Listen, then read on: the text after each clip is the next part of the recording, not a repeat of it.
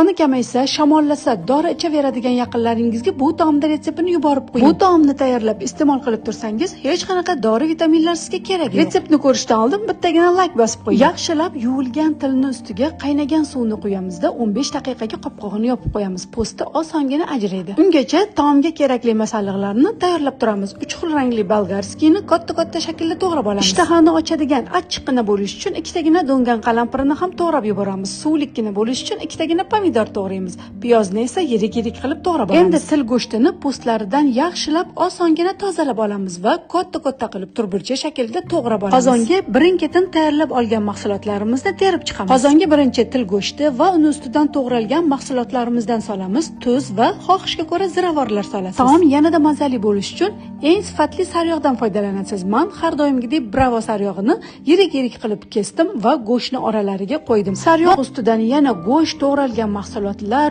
tuz, har xil ziravorlar va ko'katni solasizda 2-2,5 soatga past olovga dimlab qo'yasiz. O'zini suvlari chiqib, xil bo'lib, juda ham mazali bo'lib tayyor. Bu videoni eng ko'p dori ichadigan yaqinlaringizga yuborib qo'ying. Agar ishtahangiz ochilsa, Robiyangiznikiga mehmonga keling.